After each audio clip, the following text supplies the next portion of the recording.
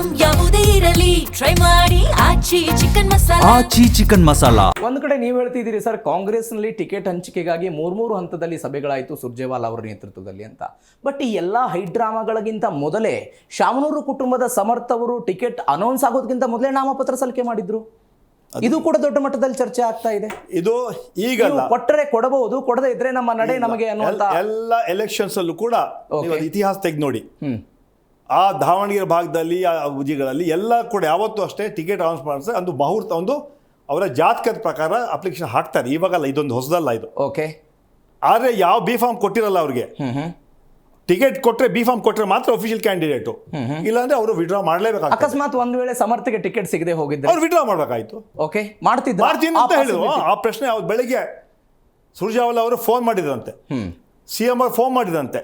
ಇಲ್ಲ ಸರ್, ನಮ್ಮ ಜಾತಕದ ಪ್ರಕಾರ ಅದೇ ಒಳ್ಳೆ ದಿನ, ಆ ಸೋಮವಾರ ನಮಗೆ ಅಷ್ಟು ಒಳ್ಳೆ ದಿನ ಇಲ್ಲ, ನಾವು ಹಾಕ್ತೀವಿ, ಟಿಕೆಟ್ ಕೊಟ್ಟರೆ ನಾವು ಕಂಟೆಸ್ಟ್ ಮಾಡ್ತೀವಿ, ನೀವು ಟಿಕೆಟ್ ಕೊಡಲಿಲ್ಲ ನಾನು ವಿಡ್ರಾ ಮಾಡ್ತೀನಿ. ಅದ್ರಲ್ಲಿ ಏನು ದೊಡ್ಡ ವಿಚಾರ ಅಲ್ಲ, ಪಕ್ಷಕ್ಕಿಂತ ಯಾರು ದೊಡ್ಡವರಲ್ಲ ನಾವು ಅಂತ ಹೇಳೋಂಥ ಮಾತನ್ನು ಹೇಳಿದ್ಮೇಲೆ ಆ ವಿಚಾರ ಅರ್ಥ ಮಾಡ್ಕೊಂಡು ಆಯಿತು, ಟಿಕೆಟ್ ನಿಮ್ಗೆ ಸಿಕ್ಕಿದ್ರೆ ನೀವು ಮಾಡಿ, ಟಿಕೆಟ್ ಸಿಕ್ಕಿಲ್ಲ ಅಂದರೆ ನೀವು ವಿಡ್ರಾ ಮಾಡಬೇಕು ಹೇಳೋಂಥ ಮಾತನ್ನು ಕೂಡ ಹೇಳಿದ್ದಾರೆ. ಸೊ ಆ ರೀತಿಯಲ್ಲಿ ಚರ್ಚೆ ಆಗಿಬಿಟ್ಟು ಸಮರ್ಥಕ್ಕೆ ಸಂಪೂರ್ಣವಾಗಿ ಅಲ್ಪಸಂಖ್ಯಾತ ಎಲ್ಲ ಮುಖಂಡರು ಸಮರ್ಥನೆ ಕೊಟ್ಟ ಮೇಲೆ ಸಮರ್ಥನ ಟಿಕೆಟ್ ಆಗಿ ಅನೌನ್ಸ್ ಮಾಡಿದ್ರು. ಓಕೆ. ಇವೆಲ್ಲದರ ನಡುವೆ ಸರ್, ಜಮೀರ್ ಅಹ್ಮದ್ ಖಾನ್ ದಾವಣಗೆರೆಗೆ ಹೋಗ್ತಾರೆ, ಒಂದು ಹೇಳಿಕೆ ಕೊಟ್ಟು ಬಂದ್ಬಿಡ್ತಾರೆ. ಶಾಮನೂರು ಶಿವಶಂಕರಪ್ಪನವರು ಬದುಕಿದ್ದಾಗ ನನ್ನ ನಂತರ ಈ ಕ್ಷೇತ್ರವನ್ನು ಮುಸ್ಲಿಂ ಸಮುದಾಯಕ್ಕೆ, ಅಂದರೆ ಅಲ್ಪಸಂಖ್ಯಾತ ಸಮುದಾಯ ಏನಿದೆ ಆ ಸಮುದಾಯಕ್ಕೆ ಟಿಕೆಟ್ ಕೊಡಬೇಕು ಅಂತ ಹೇಳಿದ್ರು ಅಂತ. ಆ ವಿಚಾರದಲ್ಲಿ SS ಮಲ್ಲಿಕಾರ್ಜುನ್ ಮತ್ತು ಜಮೀರ್ ಅಹ್ಮದ್ ಖಾನ್ ಅವ್ರ ನಡುವೆ ನಡೆದಂಥ ತಿಕ್ಕಾಟುಗಳನ್ನು ನೋಡಿದ್ವಿ. ಹಾಗೆ ಹೇಳಿದ್ರು ಶಾಮನೂರು ಶಿವಶಂಕರಪ್ಪನವರು? ಅದು ನಮ್ಗೆ ಯಾವುದೇ ಮಾಹಿತಿ ಇಲ್ಲ. ಶಾಮನೂರು ಎಲ್ಲಿ ಭೇಟಿ ಮಾಡಿದ್ದು, ಎಲ್ಲಿ ಹೇಳಿದ್ರು, ಯಾರಿಗೆ ಹೇಳಿದ್ರು, ಯಾವ ನಮ್ಮ ಹತ್ರ ಮಾಹಿತಿನೂ ಇಲ್ಲ, ಯಾವ ದಾಖಲೆ ಕೂಡ ನಮ್ಮ ಹತ್ರ ಅಂತೂ ಇಲ್ಲ. ಓಕೆ. ಅದರಿಂದ ಅದೆಲ್ಲ ಅಂತೆ ಕಂತೆ ವಿಚಾರ ಬಿಟ್ಬಿಡಿ. ಅದಾದಮೇಲೆ ಏನಾಯಿತು, ನಾಮಿನೇಷನ್ ಫೈಲ್ ಮಾಡಿದ್ರು. ಇದ್ರ ಮಧ್ಯ ನಮ್ಮ ಪಕ್ಷದ ಕೆಲ ಮುಖಂಡರ ಕುಮ್ಮಕ್ಕಿಂದ ಸಾದಿಕ್ ಪೈಲ್ವಾನ್ ನಾಮಿನೇಷನ್ ಫೈಲ್ ಮಾಡ್ತಾರೆ. ಹೌದು. ಸಾದಿಕ್ ಪೈಲ್ವಾನ್ ಯಾರು ಅಂತ ಹೇಳಿದ್ರೆ ಶಾಮನೂರ್ ಅವರ ಶಿಷ್ಯ. ಅವನು ಅಪ್ಪಟ ಕಾಂಗ್ರೆಸ್ಸಿಗ, ಅವ್ರ ಮಗ ಯೂತ್ ಕಾಂಗ್ರೆಸ್ ಇದ್ದಾನೆ, ಅವ್ರ ತಮ್ಮ ಅಯ್ಯೂಬ್ ಪೈಲ್ವಾನು ಬ್ಲಾಕ್ ಕಾಂಗ್ರೆಸ್ ಅಧ್ಯಕ್ಷ. ಅವ್ನು ನಾಮಿನೇಷನ್ ಫೈಲ್ ಮಾಡಿಬಿಡ್ತಾನೆ. ಅದೇ ರೀತಿ ಒಂದು 24-25 ಜನರು ನಾಮಿನೇಷನ್ ಫೈಲ್ ಮಾಡಿಸ್ಬಿಡ್ತಾರೆ ಕೆಲವರು ಸೇರಿ.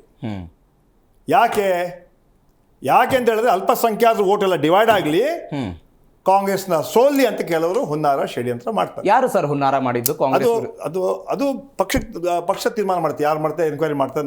ಅದನ್ನು ನಾನು ಏನು ಹೇಳೋದಿಲ್ಲ, ಯಾವ ಹೆಸರು ಕೂಡ ಹೇಳೋದಿಲ್ಲ. ಬಟ್ ನಿಮ್ಮದೇ ಪಕ್ಷದ ಕೆಲ ನಾಯಕರು ಮಾಡಿದ್ದಾರೆ, ಕೆಲವು ಷಡ್ಯಂತ್ರ ಕೂಡ ಮಾಡಿದ್ದಾರೆ. 24 ಜನ ಅನ್ನ ನಾಮಿನೇಷನ್ ಕೆಲವರು ಅವರೇ ಹಾಕಿರ್ತಾರೆ, SDP ಅವರೇ ಹಾಕ್ತಾರೆ, ಕೆಲವ್ರನ್ನ ಹಾಕ್ಸಿದ್ದಾರೆ. ಆಮೇಲೆ ಮುಖ್ಯಮಂತ್ರಿಗಳು ಕೆಲವು 4 ಜನರಿಗೆ ಒಂದು ಜವಾಬ್ದಾರಿ ಕೊಡ್ತಾರೆ.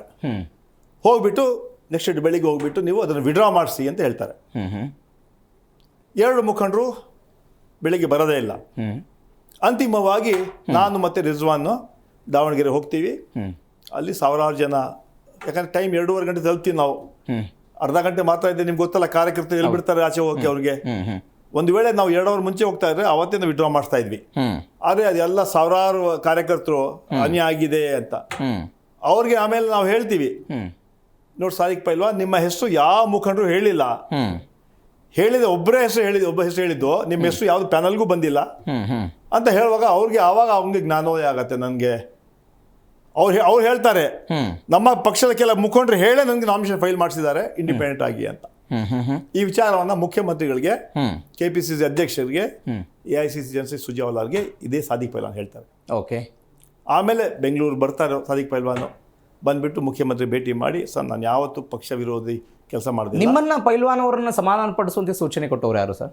ಅಲ್ಲ, ನಮ್ಮನ್ನ ಕಳಿಸಿರೋದೇ ಮುಖ್ಯಮಂತ್ರಿ ಸಿದ್ದರಾಮಯ್ಯನವರು. ಯಾರು ಇಬ್ರು ಹೋಗಿ ಹೇಳಿದ್ರು, ಇಬ್ರು ಹೋಗ್ಲೇ ಇಲ್ಲ. ಓಕೆ. ಕೊನೆಗೆ ನನ್ಗೆ ಹೇಳಿದ್ರು ಹೋಗಿ ಅಂತ. ರಿಜ್ವಾನು ನಾನು ಇಬ್ರು ಹೋದ್ವಿ. ಯಾರು ಹೋಗ್ಬೇಕಾಗಿತ್ತು ಅವ್ರು ಹೋಗ್ಲಿಲ್ಲ.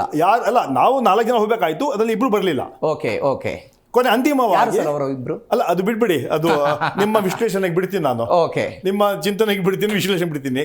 ನಾನು ಅವರು ಇಬ್ರು ಸೀದಾ ನಾವು ಹೆಲಿಕಾಪ್ಟರ್ ಅಲ್ಲಿ ಚಿತ್ರದುರ್ಗ, ಯಾಕಂದ್ರೆ ಅಲ್ಲಿ ಕೋಡ್ ಆಫ್ ಕಾಂಡಕ್ಟ್ ಇತ್ತು, ಎಲ್ಲಿ ದಾವಣಗೆರೆ, ಅಲ್ಲಿ ಇಳಿಯಕ್ಕಾಗಲ್ಲ, ಪರ್ಮಿಷನ್ ಬೇಕು.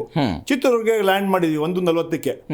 ಅಲ್ಲಿಂದ ಕಾರಿನ ಸೀದಾ ಕಾರಲ್ಲಿ ಹೋಗೋ 3/4 ಗಂಟೆ ಆಯಿತು. Yes. 2.5 ಗಂಟೆ ತಲುಪಿದ್ವಿ. ಅಲ್ಲಿ ಸಾವಿರಾರು ಜನ ಕಾರ್ಯಕರ್ತರು, ನಮ್ಮ ಪಕ್ಷದವರೇ, ಆಕ್ರೋಶ, ಅಭಿಮಾನ ಎಲ್ಲ ಇರ್ತಲ್ಲ, ನಮ್ಮನ್ನೆಲ್ಲ ಸುತ್ಕೊಂಡ್ಬಿಟ್ರು, ಅನ್ಯಾಯ ಮಾಡಿದ್ರು, ಹಾಗೆ ಹೀಗೆ ಅಂತ. ಕೊನೆಗೆ ಅವ್ರನ್ನ 3 ಗಂಟೆವರೆಗೂ ಬಿಡಲಿಲ್ಲ, ನಾಮಿನೇಷನ್ ವಿಡ್ರಾ ಮಾಡೋಕ್ಕೆ ಬಿಡಲಿಲ್ಲ. ನಾವು ಅಲ್ಲೇ ಇದ್ವಿ, ನಾವು ರಿಜ್ವಾನ್ ಅವರು. ಅದಾದಮೇಲೆ ಸುಮಾರು 6 ಗಂಟೆ 7 ಗಂಟೆವರೆಗೂ ಸುಮಾರು 5-6 ಗಂಟೆ ಕಂಟಿನ್ಯೂಸ್ ಅವ್ರು ಕೂರಿಸಿ ಎಲ್ಲ ವಾಸ್ತವಾಂಶ ಸಿಟಿ ಹೇಳಿದ್ವಿ. ನೋಡಿ, ನಿಮ್ಮ ಹೆಸರು ಯಾರು ಹೇಳೂ ಇರಲಿಲ್ಲ, ನಿಮಗೆ ಸುಳ್ಳು ಆಶ್ವಾಸನೆ ಕೊಟ್ಟಿದ್ದಾರೆ, ಅಲ್ಲಿ ಇದ್ದಿದ್ದು ಒಂದೇ ಹೆಸರು ಅಲ್ಲಿ ಕೊಟ್ಟಿದ್ದು. ಸುಮ್ಮನೆ ನಿಮ್ಮ ಹತ್ರ ಬಂದು ಇಲ್ಲೆಲ್ಲ ಮೀಟಿಂಗ್ಗಳು ಮಾಡಿಸ್ಬಿಟ್ರು, ಅದೇನೂ ಆಗಿಲ್ಲ ಅದು. ಅದರಿಂದ ಅವಾಗ ಅಲ್ಲಿಂದ ಫೋನ್ ಮಾಡಿಸಿ ಮುಖ್ಯಮಂತ್ರಿಗಳನ್ನ ಮಾತಾಡ್ಸಿದ್ವಿ, KPCC ಅಧ್ಯಕ್ಷರನ್ನ ಮಾತಾಡ್ಸಿದ್ವಿ. ಕೆಲವು ವಿಚಾರಗಳನ್ನು ಅವರು ಹಂಚಿಕೆ ಮಾಡಿದ್ರು, ಅದು ನಾನು ಹೇಳಕ್ಕೆ ಬಯಸೋದಿಲ್ಲ. ಸಾದಿಕ್ ಪೈಲ್ವಾನ್ ಹೇಳಿದ್ರು ಏನೆಲ್ಲ ವಿಚಾರಗಳು, ಯಾರೆಲ್ಲ ಏನು ಮಾಡೋದು ಎಲ್ಲ ವಿಚಾರ ಹೇಳಿದ್ರು. ಆಯ್ತು, ಬೆಳಿಗ್ಗೆ ಬಂದ್ಬಿಡಿ ಅಂತ ಹೇಳಿದ್ರು. ಮಾತಿಗೆ ಸಮಾಧಾನ ಆಗಿ ಬೆಳಿಗ್ಗೆ 12 ಗಂಟೆಗೆ ಬಂದರು. CM ಮನೆಗೆ ಬಂದು ಅಲ್ಲಿ CM ಜೊತೆ ಮಾತಾಡಿ ಅವಾಗ ಹೇಳಿದ್ರು, ನೋಡಿ ಮತ್ತೆ ಕೊನೆಗೆ ಒಂದನ್ನು ಹೇಳಿದ್ರು ಮಾತ್ರ. ಇಡೀ ರಾತ್ರಿ ನಾನು ಯೋಚನೆ ಮಾಡಿದೆ, ನಾನು ಕಂಟೆಸ್ಟ್ ಮಾಡಿದೆ ಏನಾಗತ್ತೆ ಅಂತ. ಸಾದಿಕ್ ಪೈಲ್ವಾನ್ ಅದು ಹೇಳಿದ್ರು, ನಾನು ಕಂಟೆಸ್ಟ್ ಮಾಡಿ ಕೆಲವು ಅಲ್ಪಸಂಖ್ಯಾತರ ಓಟು ತಗೊಂಡು ಕಾಂಗ್ರೆಸ್ನ ಸೋಲ್ಸಿದ್ರೆ ಅಲ್ಲಿ BJPಗೆ ಅಂದರೆ ಇಡೀ ಸಮಾಜ ನನ್ನ ದೂಷಣೆ ಮಾಡುತ್ತೆ.